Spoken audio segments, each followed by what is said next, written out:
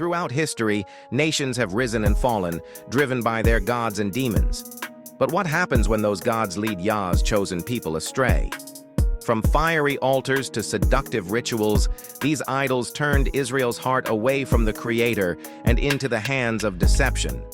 Today, we'll uncover the top 10 gods and demons who played a pivotal role in Israel's rebellion, and how their influence still echoes in our world today.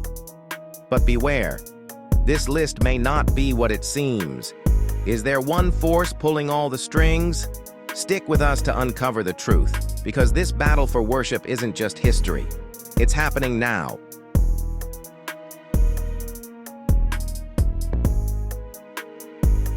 Baal, the storm god of the Canaanites, was one of the most destructive forces to infiltrate Israel, worshipped as a giver of rain and fertility. His promises of abundance lured Yah's people into rituals that defied his commandments. Farmers sought his favor for their crops, but beneath the facade lay dark practices, including child sacrifices and orgiastic ceremonies. The prophets of Yah, like Elijah, boldly opposed Baal's influence. On Mount Carmel, Elijah confronted the idol's prophets, and Yah's unmatched power was displayed when fire consumed Elijah's offering, proving Baal's futility. Yet Israel repeatedly returned to this false god, drawn by his seductive promises of power and prosperity.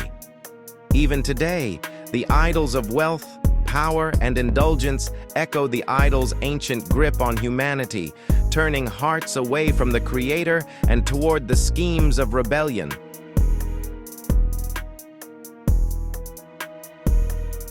Ashtoreth, also known as Ishtar or Semiramis, was the goddess of fertility, love, and war, a figure whose allure drew Israel into idolatry. Her worship celebrated the cycles of life and nature, but masked dark practices of sexual immorality and temple prostitution, believed to ensure prosperity. Her symbols, like eggs and rabbits, represent fertility and rebirth, connecting her ancient rites to modern traditions like Easter. Her influence extended into Israel's history, even corrupting Solomon, whose foreign wives led him to build high places in her honor, resulting in division and strife. Ashtoreth's rituals, disguised as acts of worship, were tools of chaos, designed to replace Yah's covenant with rebellion.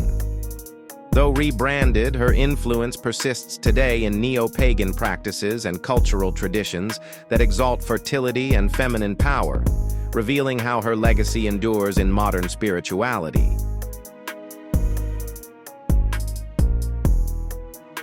Molech, the name synonymous with one of the darkest practices in history, child sacrifice, depicted as a towering figure with a bull's head and outstretched arms. Fires burned within the hollow metal idol, turning it into a furnace. Children were placed into Molech's glowing hot arms. Yes, Molech demanded the unthinkable, children placed into his burning embrace. These horrific acts were believed to secure prosperity and favor, drawing Israel into rebellion despite Yah's explicit warnings. Leviticus 18, chapter 21 states, "You shall not give any of your children to offer them to Molech, and so profane the name of your God. I am Yah." Yet Israel repeatedly turned to Molech, seduced by promises of worldly success. The Valley of Hinnom, where these sacrifices occurred, became a symbol of judgment, later referred to as Gehenna, or hellfire. Though Molech's name has faded, his legacy persists in ideologies that devalue life for the sake of convenience or gain. His story serves as a chilling reminder of the spiritual cost of rebellion against Yah.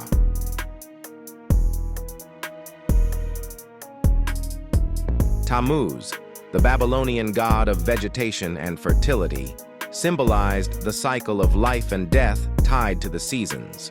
His worship revolved around mourning his death during the dry season and celebrating his rebirth with the rains. Though seemingly harmless, Tammuz's worship crept into Israel, defiling Yah's temple and leading his people into idolatry. In Ezekiel 8, the prophet describes women weeping for Tammuz at the entrance to Yah's temple, a vivid symbol of Israel's spiritual adultery. These lamentations, tied to fertility rituals, mocked Yah's holiness, replacing true worship with idolatrous traditions. Even the mourning for Tammuz was part of a greater strategy, designed to distract hearts from Yah's covenant. Though Tammuz is no longer openly worshipped, his legacy persists in modern fertility rituals and agricultural festivals. His story warns of how cultural assimilation and seemingly harmless traditions can subtly lead to spiritual compromise.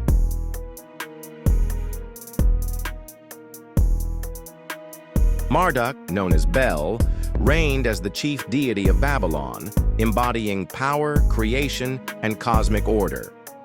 In Babylonian mythology, he was celebrated as the slayer of Tiamat, the dragon of chaos, and hailed as ruler of the heavens and the earth. His worship represented the political and spiritual dominance of Babylon over its captives, including the exiled Israelites. In the book of Jeremiah, Yah foretold the downfall of Babylon and the humiliation of Baal, declaring that no false god could stand against him. Yet during their captivity, many Judeans were tempted to assimilate into Babylonian culture, adopting Marduk's elaborate rituals. This idolatry reflected a deeper spiritual captivity as they turned from Yah to trust in the gods of their oppressors. Though Marduk's name has faded, his legacy persists in the glorification of human power and empires. His story is a reminder of the dangers of placing trust in worldly systems rather than in Yah, the true creator and ruler.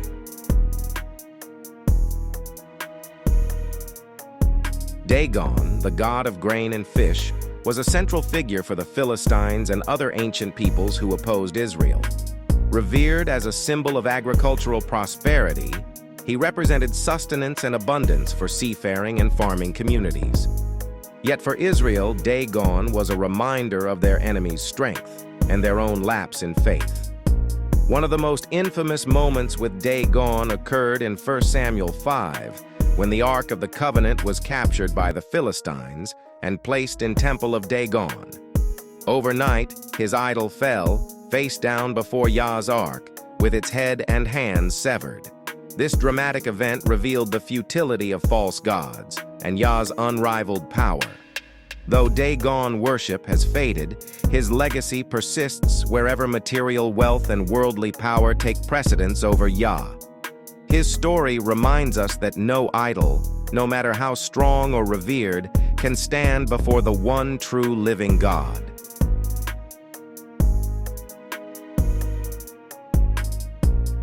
Chemosh, the god of the Moabites, was a deity of destruction and subjugation. Known as the Destroyer, his worship mirrored the darkest aspects of idolatry, including human sacrifice.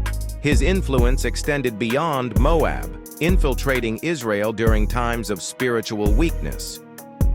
The worship of Chemosh is most notably tied to King Solomon, whose Moabite wives turned his heart away from Yah. Under their influence, Solomon built high places to Chemosh, leading to the division of Israel after his death. The prophet Jeremiah later declared Yah's judgment against Moab, foretelling the downfall of those who trusted in this false god. The brutal sacrifices to Chemosh, often involving children or prisoners of war, sought to secure favor in battle and prosperity. These acts stood in direct defiance of Yah's laws and his heart for justice and mercy. Though Chemosh's name has faded, his spirit lives on in ideologies that glorify violence and power at any cost, defying Yah's call for righteousness.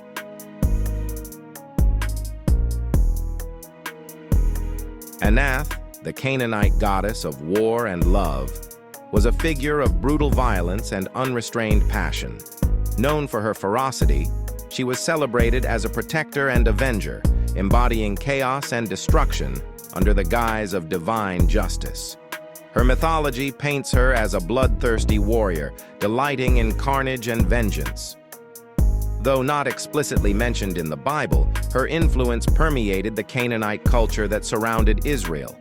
Her Her worship often glorified brutality, blending pagan rituals with acts of revenge and conquest. Israel, failing to fully separate from Canaanite practices, frequently fell under her destructive influence, betraying Yah's call for justice and mercy.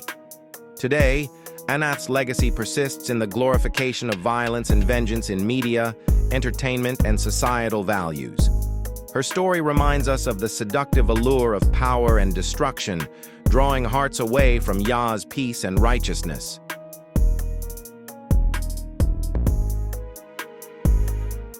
Nabu, the Babylonian god of wisdom and writing, was revered as the patron of scribes and guardian of knowledge. Seen as the son of Marduk, he was believed to control humanity's destinies through his sacred inscriptions. His worship symbolized Babylon's pride in intellect and cultural dominance. During their captivity, the exiled Israelites were tempted to idolize Nabu's wisdom and adopt the culture of their oppressors. This idolatry reflected a deeper spiritual captivity, as they placed trust in human intellect over Yah's eternal truth. Nabu's influence echoes the ancient temptation. You will be like God, luring humanity to exalt creation over the Creator. Though Nabu's name has faded, his legacy persists wherever human intellect and achievement are idolized above divine wisdom. His story serves as a warning against the dangers of trusting in worldly understanding instead of Yah's guidance.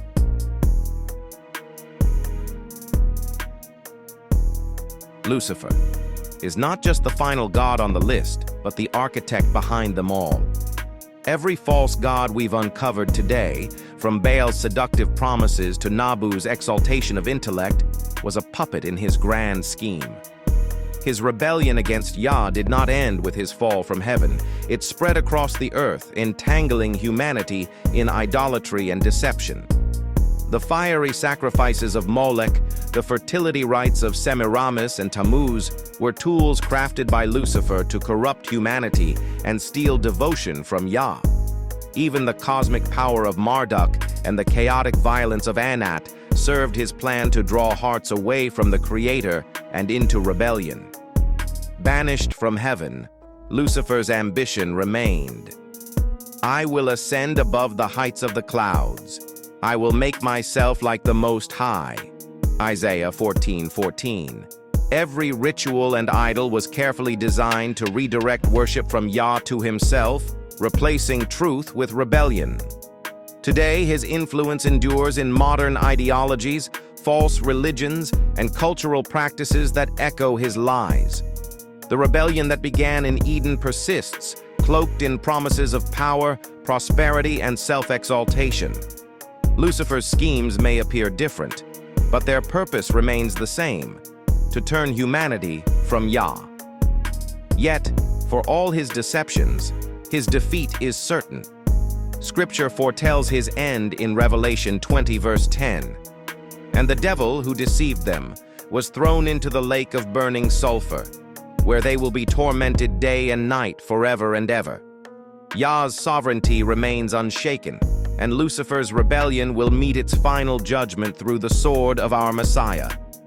The battle for worship is real, and the choices we make today matter. Will you stand with the one true living God, or fall into the traps set by his adversary? The choice is yours.